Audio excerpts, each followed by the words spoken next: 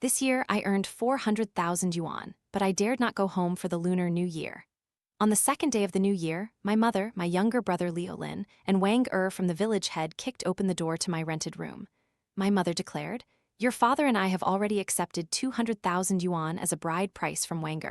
You are his now." Wang and my brother immediately rushed forward, intent on tying me up. I fought back desperately. In the struggle, my mother slapped me hard. "Your brother needs money to get married. Either you give me 200,000 yuan, or you marry him and become the bride price yourself." In the end, I actually borrowed money to buy my brother a house in the city, but later they panicked, searched everywhere for me, begging me to return and save them.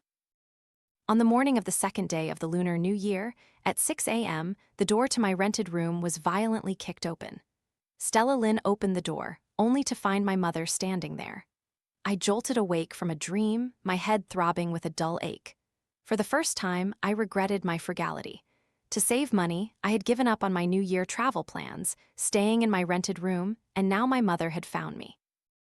I forced myself to be alert, grabbed a knife from the kitchen, and stood swaying behind the door.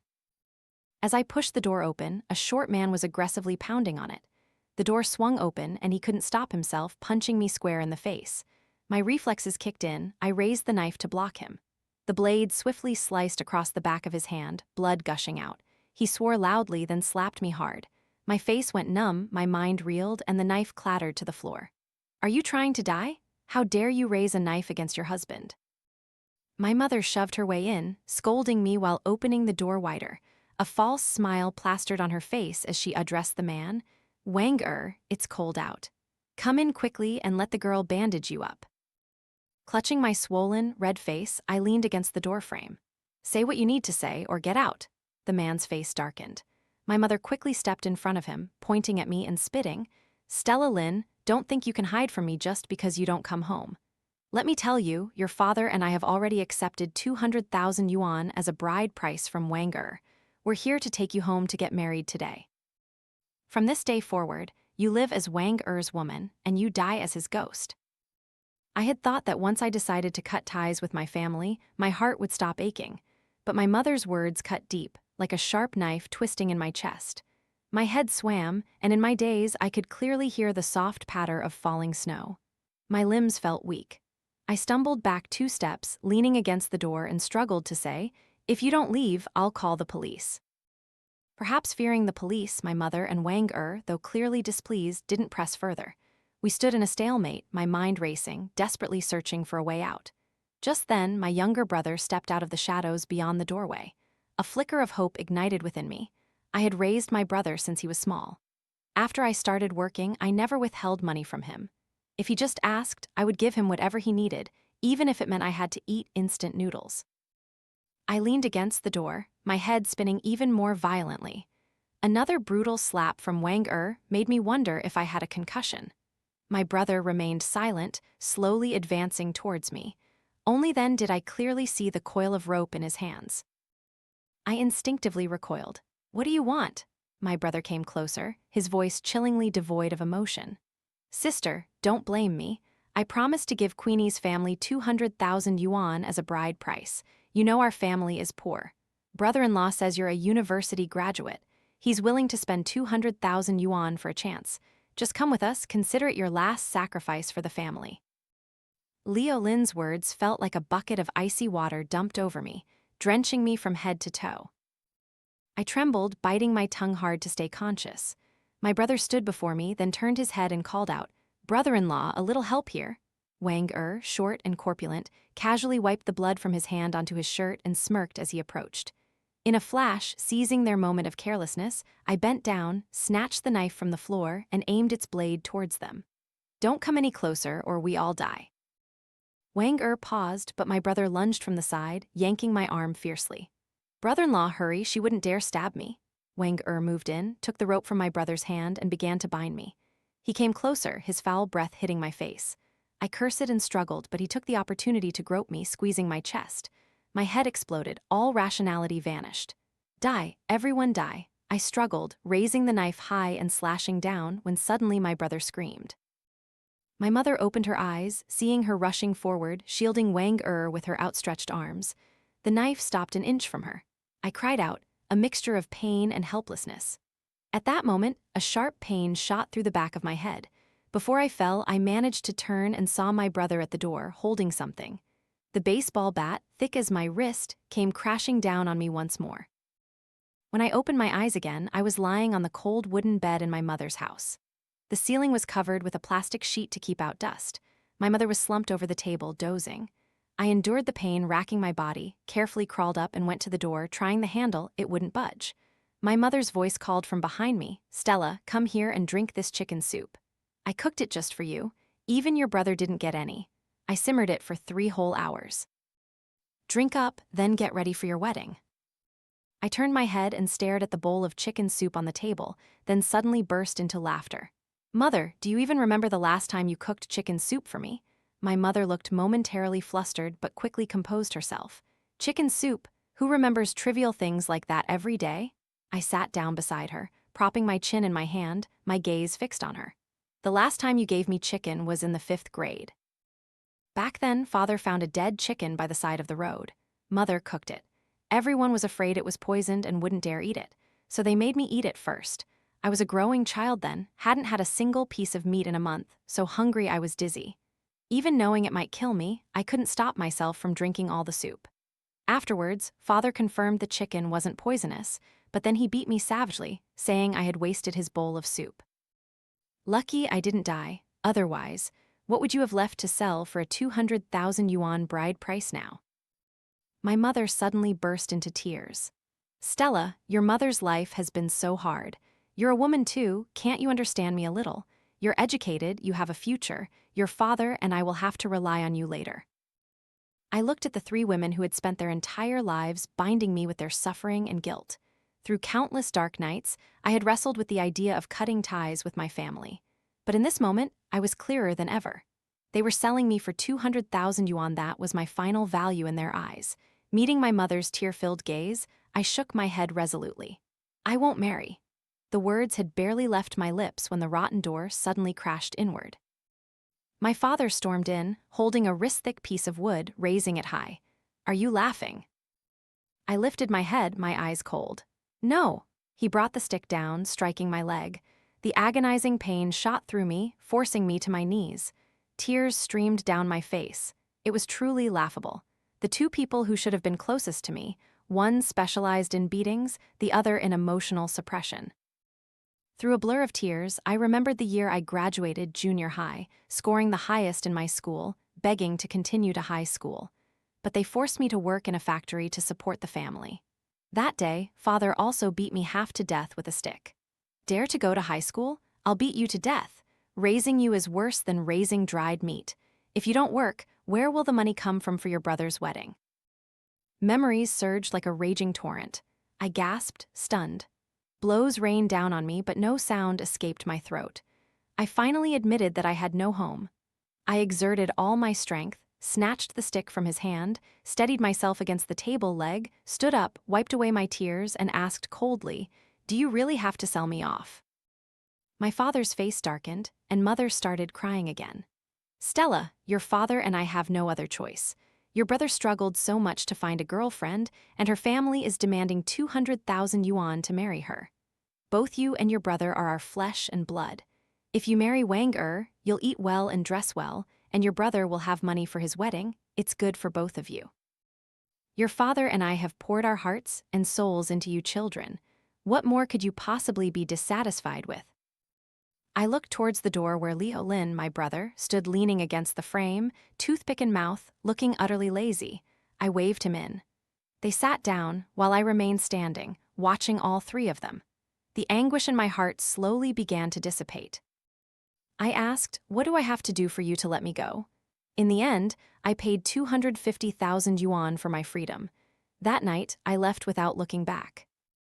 Back in the city, I immediately moved out of my old place and rented a new apartment near my company. I thought I had escaped that cannibalistic family, believing that my days would finally get better. Life was filled with hope. I worked furiously, and my performance and position both steadily climbed. 6 months later, just after I'd closed a major deal with a client and was in a meeting room with my director, the HR department knocked on the door, their faces tense. The manager rushed to my side and whispered, "Director Lin, there are some people at the gate claiming to be your parents, crying and accusing you of not supporting them. A large crowd has gathered to watch." There's also a young man live streaming. His channel name is Leo Lin Looking for Sister, and there are tens of thousands of viewers right now. Cold sweat drenched my back. Seeing the suspicious glances from the client, I quickly apologized and left the room, simultaneously signaling HR to call security as I ran towards the main entrance. The company gate was swarming with onlookers. My mother lay on the ground, wailing. "Stella, my daughter, I found you. Come down, mother misses you, I want to see you." Blood rushed to my head. I rushed forward and pulled her up. "How did you find me here?" She clung to my arm, dragging me towards the live stream camera. "Everyone look, this is my daughter, Stella Lin. What important position does she hold in this big company?" Leo Lin moved the camera to show the company signboard. "She's a big director here, but I haven't seen her in half a year. My wife is seriously ill, she won't live much longer. Stella, mother misses you, I just want to see you. How can you be so heartless?" While everyone's attention was on the company signboard, my mother gripped my hand and whispered, "Girl, don't think you can move and I won't find you. I reported you missing to the police. As long as I can prove I'm your mother, the police will give me your information. You'll never escape me in this life unless you die." Whispers and murmurs spread through the crowd. Passers-by pointed fingers at me. Amidst the chaos, my phone rang. It was my boss. "Stella, the client upstairs has seen this spectacle. They're questioning your character and have temporarily suspended the contract signing." That client was one I had pursued for half a year, the biggest contract of my career. I stood motionless, my hands and feet freezing, looking up at the sky. The blazing sun high above felt like an icy chill. The sounds around me seemed to be swallowed by water. In my ears, only my mother's voice echoed.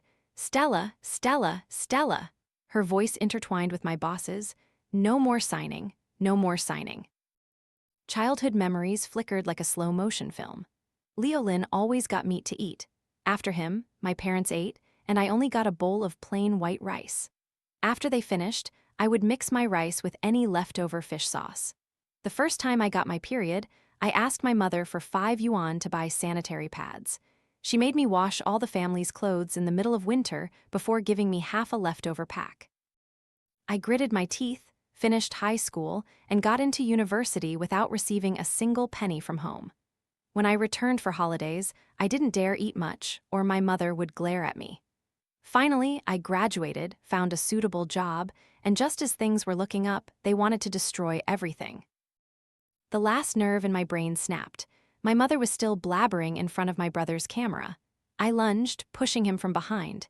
He stumbled and fell forward. I grabbed his hair, slamming his head against the ground. Screams erupted around me. Someone pulled my arm, someone slapped me repeatedly. But I didn't care. All the grievances, from childhood to adulthood, rose like a fierce tide. Through those long, endless years, the image of that trembling child within me had spurred me on relentlessly. I gritted my teeth, yanked my mother's hair, and bashed her head against the ground, blow after blow, until my hands went numb. When I regained my senses, my face was swollen from my brother's slaps, my eyes narrowed to mere slits. My mother, her hair disheveled, lay flattened on the ground, a large pool of blood in front of her. Seeing me release her, she scrambled away in terror, crawling and calling out, "Husband, save me." My father frowned, looking at the chaotic scene before him, his wife and children squabbling, surrounded by pointing onlookers. After a few seconds of hesitation, he turned and walked away. Furious from the beating, my brother called the police. The police stated it was a family dispute and refused to intervene. The 3 of them clung to me relentlessly, so I had no choice but to take them back to my rented room. As soon as we were inside, I locked the door, went straight to the kitchen, grabbed a knife, and slammed it onto the table. "Speak, what do you want?" My father puffed on his cigarette, his face tight with anger. My mother wept incessantly, refusing to say a word. I turned to my brother. "You speak." He leaned back in his chair, a sneer on his face. I knew well that from childhood to adulthood, whatever he wanted, my parents spoon-fed it to him. He never needed to ask. My eyes were swollen shut. I could barely see through a blurry film. My patience had run out. I picked up my phone, opened the door, and said coldly, "I don't even know if I still have a job." From now on, consider me dead." I turned to walk out. My mother, dropping all pretense, rushed to embrace me. The moment she touched me, I felt an inexplicable nausea, my instincts forcing me to push her away. "Don't touch me." My mother's face darkened, her act abandoned. "Queenie said she'll only marry Leo if he has a house in the city, and you, as his older sister, must help him." They say it's true. When pushed to the absolute edge, people can still laugh. I chuckled softly, then burst into hearty laughter. "This tiny rented room, no bigger than the palm of my hand, what makes you delude yourselves into thinking I can buy a house in the city?" My mother bristled. "That's your problem, you figure it out. Leo is the only son of the Lynn family. If he doesn't get a wife, our family line will end. Stella Lynn, let me tell you, if you don't buy your brother a house, I'll come to your company and cause trouble, making sure no one dares to hire you. If you can't earn money, then you'll obediently come back with me. The bride price I get for you can still be used to buy a house for Leo." I felt as if I was plunging into an abyss, sinking into endless despair. The good days perhaps would never return. I was famous now. The video of me hitting my own mother had gone viral across the internet. Overnight, from a brilliant sales manager, I became a rebellious child, scorned by everyone. Competitors seized the opportunity, and my clients decided to sign contracts with them instead. Half a day after the news broke, HR informed me that I was on the layoff list. I didn't resist, I signed my agreement directly. My severance pay and half a year's commission were immediately transferred to my account. I gathered my few personal belongings and bowed deeply to my boss. He patted my shoulder, trying to speak several times but stopping himself. I forced back tears and smiled at him. "Boss, thank you for supporting me all these years. If there's anything you want to say, please say it directly. I might not have another chance to hear your guidance after this." My boss sighed. "If it doesn't work out, go abroad. Work or continue your studies, it's all good. I'll write you a letter of recommendation." I looked at him, my eyes welling up. This was one of the few times I had ever received genuine kindness in over 20 years of my life. My mother's voice echoed in my head again. "Stella Lynn, you'll never escape me in this life unless you die?" I chuckled. "Mother, look, here's my way out, isn't it?" I bowed again to my boss, asking him for 2 months to sort out my family affairs before returning to work. But now I no longer had a home. They were strangers, worse than strangers. They were bloodsuckers, and some debts of hatred could not go unpaid. Everything that was mine, I would take back, one piece at a time. I carried my belongings home and announced that I had been fired. The 3 idlers who spent their days doing nothing in the house stared blankly. My mother's reaction was the fiercest. She lunged at me, her voice shrill. "Stella Lynn, what was the point of raising you? You can't even keep a job. If you don't work, what will the family eat, drink, or spend? You useless good-for-nothing." Then she snatched the box from my hands and rummaged through it. "Where's the severance pay? Was it transferred to your account? How much did they compensate you? Is it enough to buy your brother a house?" I kicked her directly in the knee, sending her tumbling to the ground. "Leo Lynn, are you faking stupidity or are you genuinely stupid? If you hadn't brought Mother to my company to cause trouble, if you hadn't live-streamed that ridiculous act, would I have been fired? Listen carefully. I was fired, not resigned. There's no compensation, not a single penny. Tomorrow, I'll have to find another job. I can't support 3 freeloaders like you anymore. If you want to stay, pay for your food, otherwise get out." Seeing me scold their precious son, my father also became furious. "Stella Lynn, you were fired because you're not good enough. If you were talented, the company wouldn't bear to fire you. No need to wait until tomorrow. Go find a job right now." I looked at the dining table behind Leo Lynn, where 3 savory dishes and 1 vegetable dish had already been set out. It turns out that when one's heart turns completely cold, pain no longer registers. Seizing their inattention, I quickly walked over and flipped the dining table over. "You want to kick me out? You won't let me eat, then no one eats." As my father raised his hand to slap me, I didn't look back as I walked out of the house. I holed up in my rented room for half a month, buying nothing, paying for no food. Every day, I'd sleep until noon, eat instant noodles, then go back to sleep. After having to buy their own food for half a month, they started to worry. My mother cautiously asked, "Stella, still no job after half a month?" I slurped my noodles, shaking my head. "Not yet, and the rent is due soon. I don't have any money, you all should give me some for the rent." My mother's face immediately changed color. She cursed under her breath and turned to whisper with my father about going back to the village. I chuckled softly. Since you're here, don't bother going back. Then I added, oh, a real estate company called me for an interview, but they're starting me as a sales agent. I was a manager before. I don't want to go back to being a salesperson. Their eyes lit up. A real estate company? That's great. Quickly agree. Start working tomorrow. Remember to ask if they have employee discounts so we can buy a cheap house. I lowered my head and drank water, hiding the smirk in my eyes. They've taken the bait. After visiting the real estate company, I brought back news. The company had a few final apartments on discount. With employee discounts and commissions, a down payment of just 500,000 yuan was enough to buy one.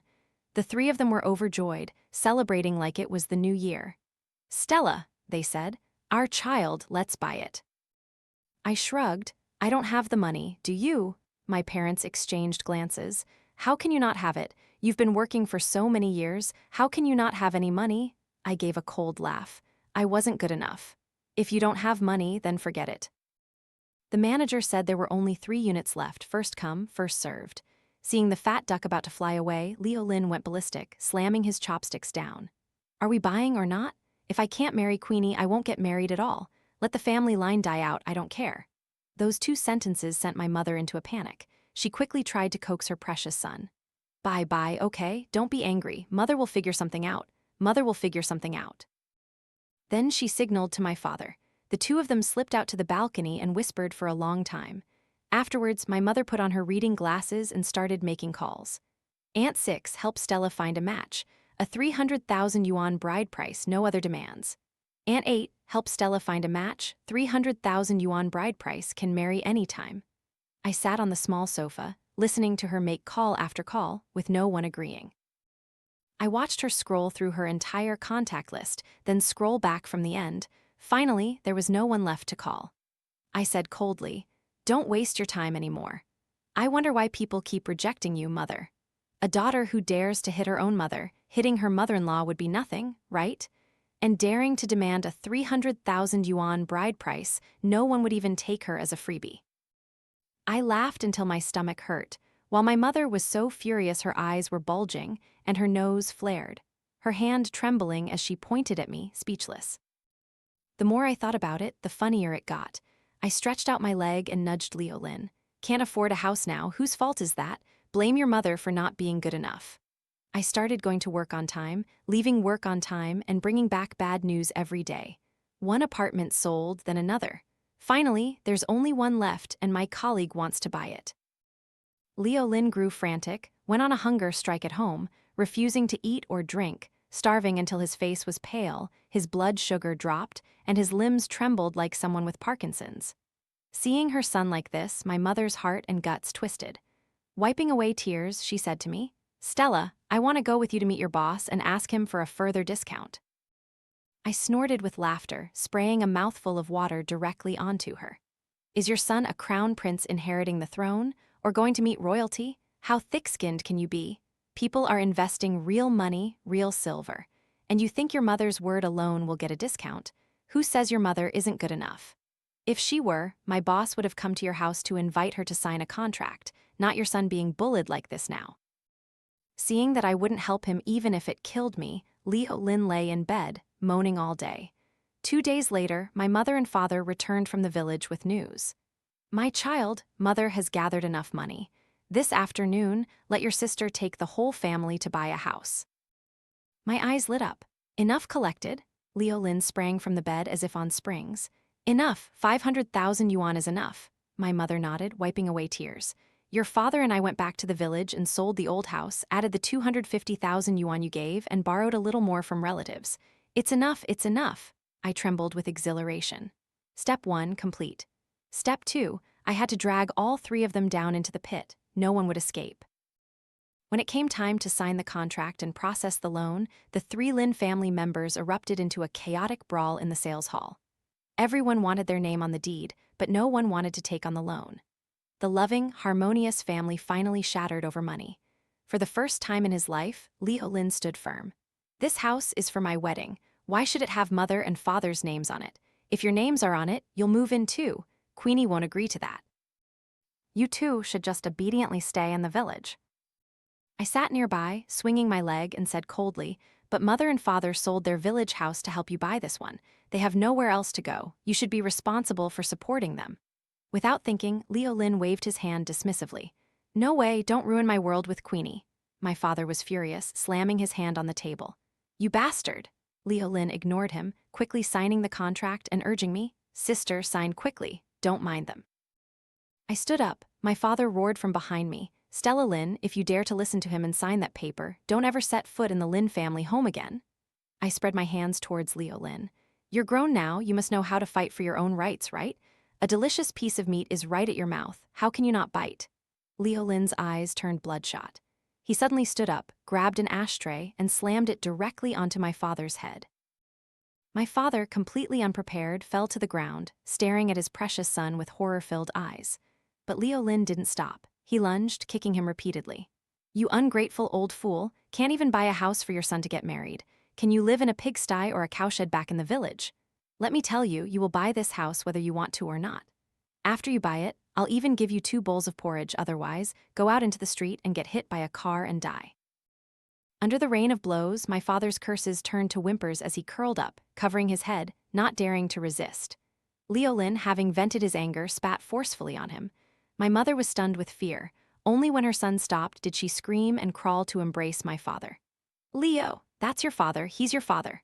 Leo Lin pulled up a chair and sat down, shaking his leg, a cigarette dangling from his lips, not bothering to glance at them. My mother, utterly enraged, turned to me.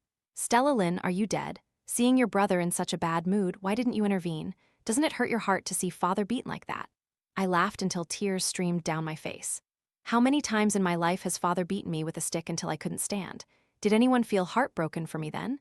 Now Leo Lin has only paid him back once, and you can't bear it already? Your suffering is far from over. Still, he's your own precious child. How could you stay angry for even a second? Waiting for the 3 of them to help each other up and sit properly, I placed the contract on the table. "I forgot to mention earlier, but none of you 3 qualify for the loan. However, if all 3 of your names are on the contract, we can try." The atmosphere suddenly became terrifyingly silent, their faces turning pale, then flushed with red, making me want to burst out laughing. My father stumbled back into his chair, speaking disjointedly. You, Stella Lin, you did this on purpose, didn't you?" I nodded. "Yes, I did it on purpose. So what now? Are you signing the contract? Are you buying the house?" Under Leo Lin's blazing gaze of fury, my father took a deep breath and gritted out, "Buy it." After that, everything proceeded smoothly.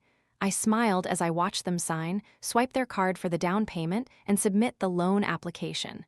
Once all the procedures were complete, I bowed deeply, politely seeing them out of the sales office. "Thank you, esteemed guests, see you again."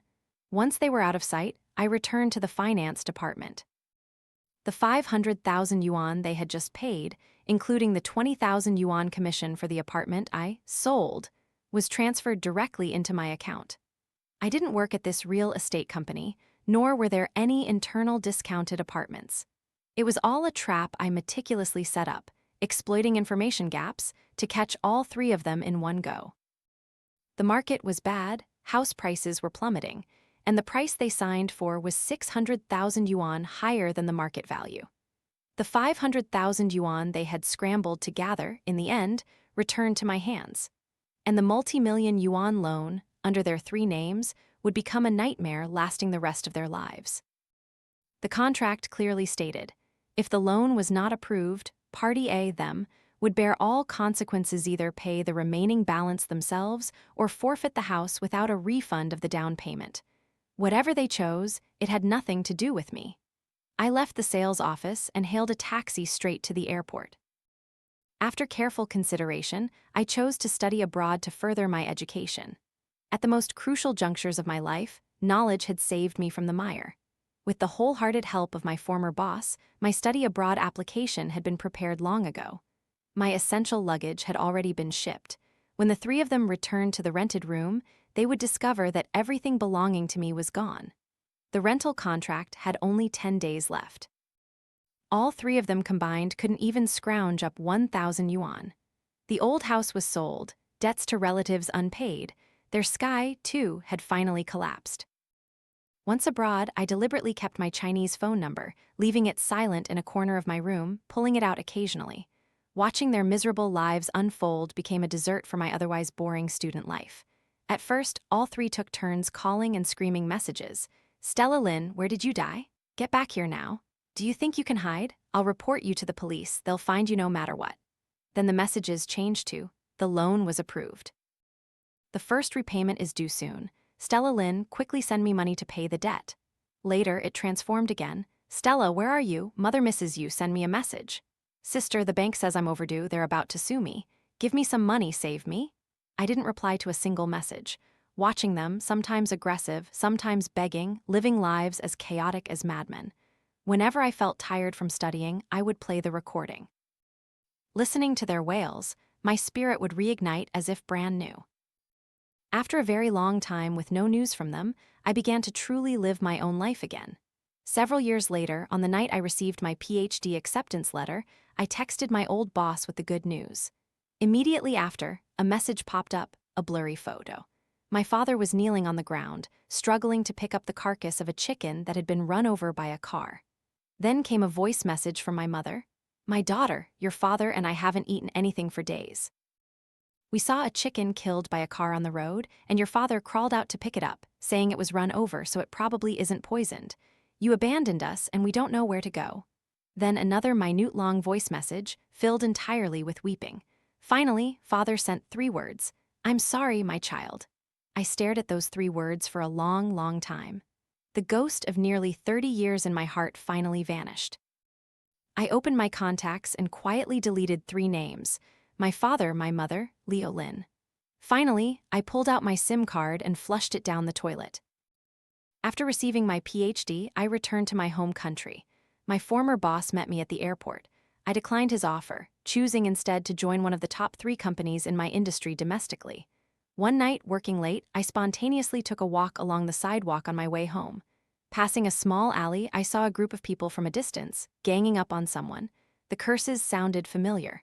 I stood at the alley's entrance, listening. You good for nothing, running, huh? Why aren't you running now? Leolyn, I'm warning you, you owe me money and you'll pay it even if you hide at the ends of the earth. If you can't pay, then leave an arm or a leg. The group cursed some more, then left. Leolyn lay motionless on the ground. After a while, broken sobs echoed. Sister, where are you? I turned and walked straight in the opposite direction. The sky will surely brighten. Hope always exists. Stella Lynn, I wish you happiness.